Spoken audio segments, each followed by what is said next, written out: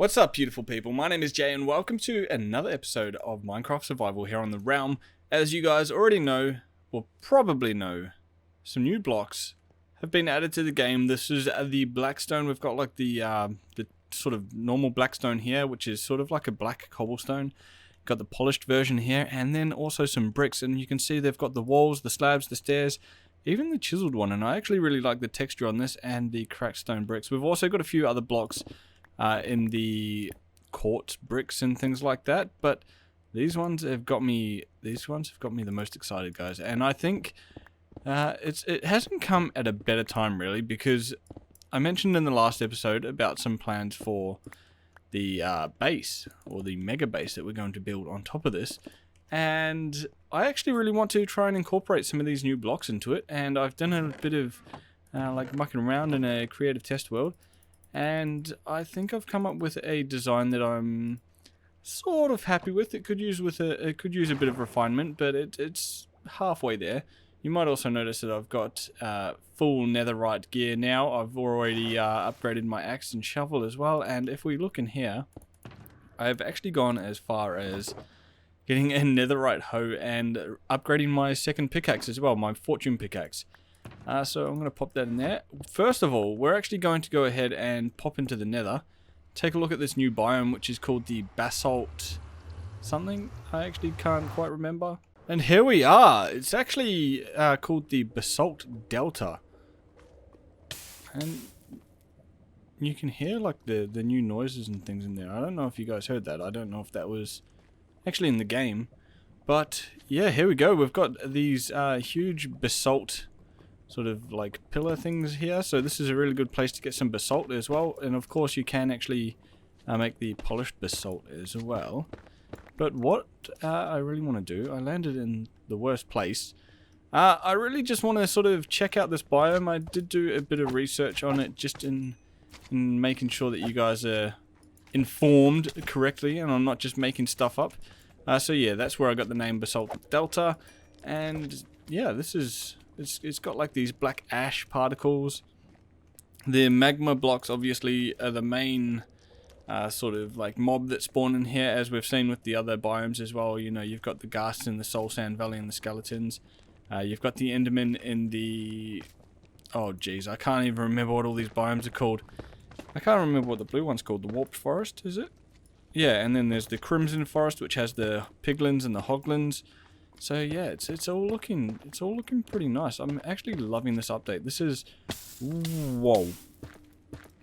This has been the most action-packed update for a very long time. Actually, the villager update was pretty. Oh yeah, and the aquatic update. This is a pretty jam-packed update, just like all the others that I've witnessed since coming back to this game. But man, just like look how, like this is what the Nether should look like, in my opinion. But what we're going to do, because I want to use this as a pretty common block in the build, I'm going to go ahead and just collect up enough blackstone to fill up a... is that a bit of lag? Just fill up a shulker box full of this blackstone, and then we will head back to the base, because there is actually a bit of stuff that I want to do in today's episode, and it is basically just all to get ready for the massive build that we're going to go ahead and do. So I'm going to mine a lot of this stuff out. We're going to fill up the shulker box and maybe get a bit more as well. Maybe 2 shulker boxes, because I will need a lot of it. And I'll meet you guys back at the base and we'll discuss our plans for this episode. Alrighty guys, that is the shulker box of blackstone acquired. We've got a few extras here as well. But what we're going to do in today's episode after that is actually go ahead and make a bee farm. We've got a few bees nests here. I've been farming some oak trees for quite a while, just in a plains biome. And yeah, so what I want to do is go ahead and get all of the underground base here finished, at least as far as like the design for the roof and walls go, or not necessarily the walls, because we still have a lot of farms to place in here. But I want to get it basically to a point where we don't have to do anything with spruce or oak in here anymore.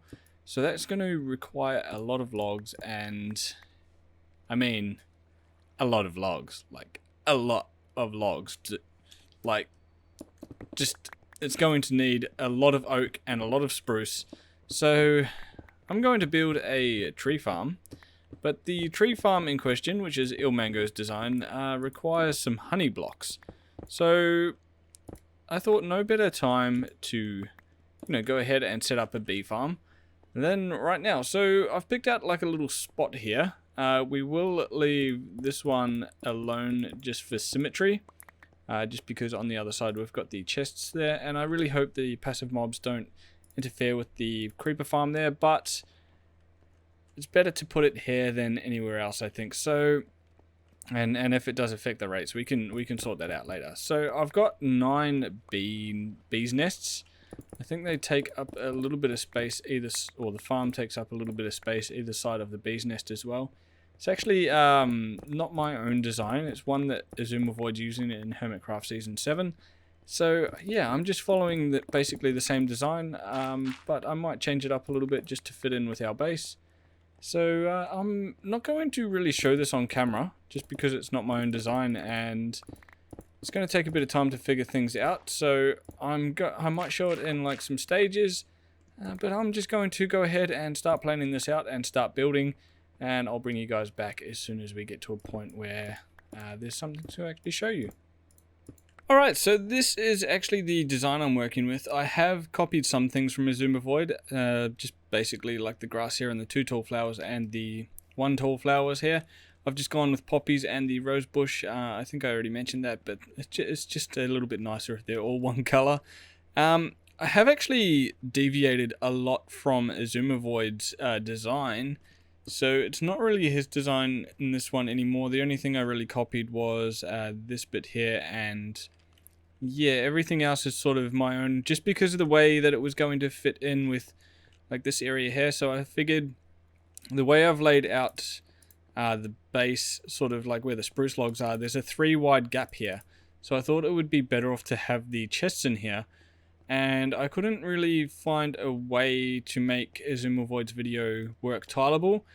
So what I did figure out in a test world was that the bees' nest, when they're full of honey, emit a 5 long redstone signal.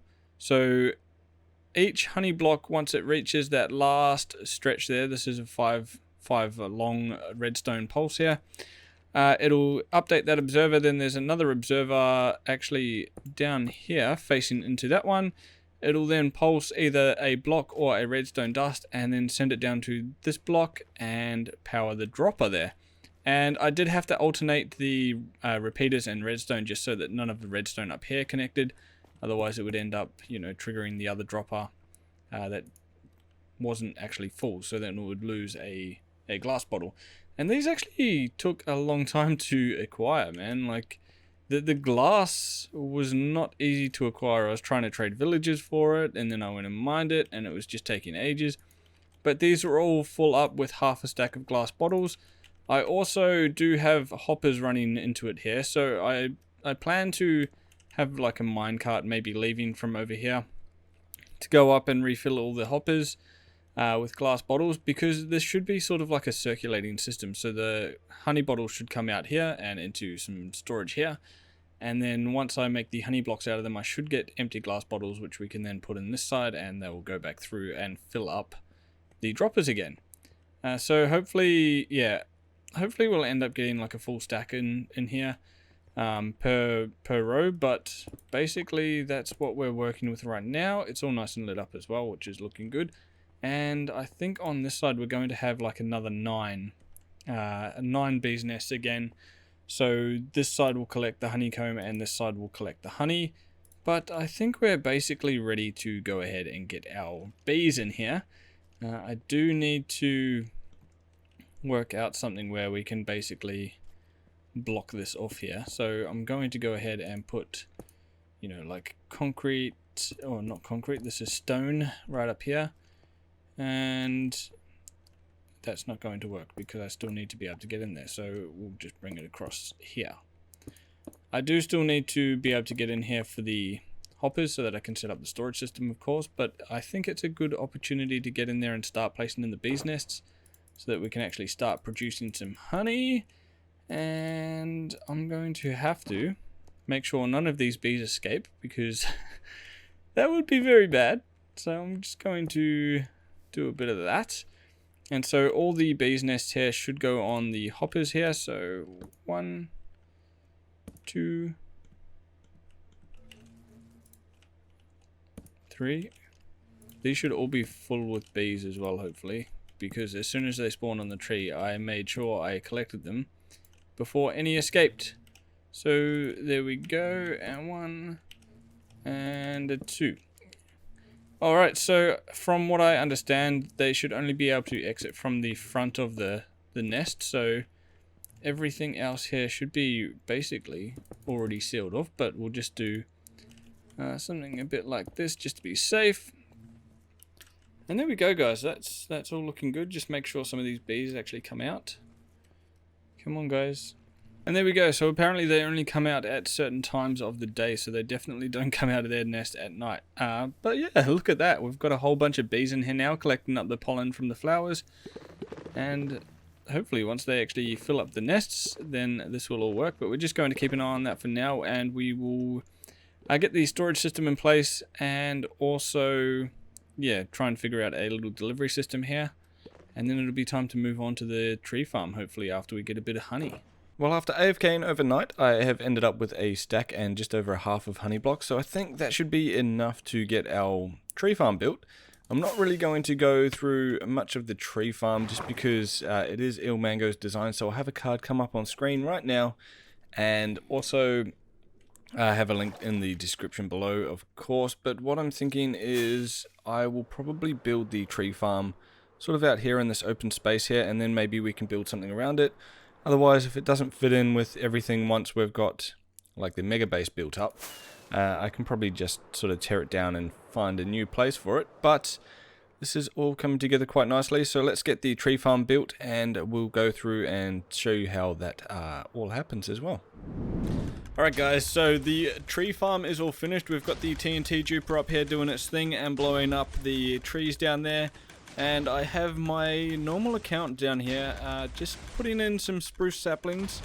You can sort of see how it works in here. The trees grow, and then all of the pistons here fire out and break all the leaves and things, and then the saplings get spit out at me through the dropper. And yeah, everything is looking good, and it's actually very efficient. I have broken this thing quite a few times now and had to rebuild it. I had to rebuild these honey block and slime block things about 5 times, and the TNT duper probably about 4 or 5 times. I ended up blowing up the whole thing quite a number of times, so that was quite a painful experience. But we're up and running now. I also actually broke the system, which was one of the reasons why I had to rebuild one of the honey block and slime block things, because down here you will notice a torch tower with a lever on it, and that basically just pushes down this slime block here with the stone block there, and that just limits the tree height growth for the oak trees, so that you can't grow the big ones that sort of look like this and have the oak logs come out in every which direction. So I ended up having oak logs grow out too far, and it broke this piston setup here. But yeah, this was a pretty complicated contraption, but everything is working pretty well now. I just need to make sure that I don't forget to switch this thing on. So yeah, it just pushes the block there down so that you can limit the height of the tree growth, as I said. But let's have a look at how many logs we've got here. I reckon for an accumulative total, this has been running probably about, I don't know, like half an hour or so. And we have a lot of spruce logs. Like literally, this is where I broke the machine, and I just repaired it before these clips. So this has been running like literally about 10 minutes to get this many spruce logs. So that's pretty insane, guys. That is pretty insane. That will definitely help us complete our little base that we've got going on here. And it's actually not too far away from here either. So you'll be able to see it from up here. So it is quite a big build. Like it takes up a lot of space, but I think we might be able to build like some sort of tower or something around this. Not really too sure, because we want to make sure that the tower that we build around it doesn't also blow up with the trees. But I'm going to go ahead and have a little bit of a sleep so we can turn it into daytime again. Well guys, to recap what we have done in this episode, it's actually been a pretty big episode for me. I know it doesn't really seem like it, but a lot went into that tree farm, and yeah, it took me almost a whole day just to get it operating right. So with the honey farm here, this is operating at a very high level. I came back after building the tree farm, and this thing was full, like literally full of honey bottles and glass bottles. I do need to fix that, because it seems to be spitting out glass bottles every time it dispenses to collect the honey. And I also probably do want to move those hoppers, so I'm going to need to experiment off camera and see if I can move those hoppers and replace them with like trapdoors and pistons, so that we can turn off the farm as well, so the bees can't get out. That was one thing that Azumavoid did have in his video.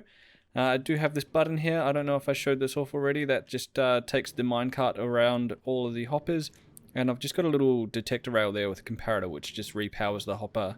The minecart rails if the minecart chest is full. But yeah, let's go have another quick look at the tree farm and just see what it looks like during the day. It is a pretty big build. It's probably one of the most... Oops, that's the wrong elevator. It's probably the most complicated redstone contraption thing that I've ever built. I've never really built anything that big. Oh, it's nighttime again. I waited too long. Alright, now that I've fixed that up, let's get out here and have a quick peek. You can actually see it like as soon as you leave the base. And yeah, it's pretty mega. It is pretty big. So I've actually brought along with me a bit of bone meal. So I'm going to go ahead and fill this thing up. I think... Oh yeah, we're running pretty low. So I've got quite a bit of bone meal here. It's mostly from my... iron farm that I had, and I think we can just put it in this dropper too. I think there are hoppers that fill this, but I can't quite remember which hoppers they exactly are, and every time I try to do it, it seems to just sort of come back into this dropper here that I've got for the saplings and things. Let's have a quick peek. It must be these ones right here. So if we just pop those in there, that should give us a good supply of bone meal, hopefully.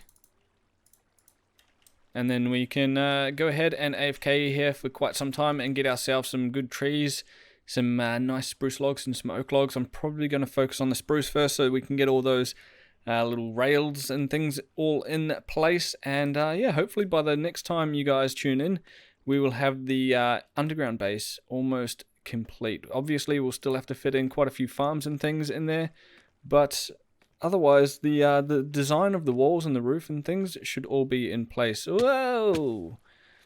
Until then, guys, I hope you enjoyed this episode. I know I didn't really show off the building of this tree farm, but it was quite complicated for me, and Ilmango has a very good video on how to build this. So as I said already, another card coming up on screen now if you haven't checked it out already, and a link in the description below if you can't click the card fast enough. Until then, guys, I'll see you in the next video. Hope you enjoyed. Ciao for now.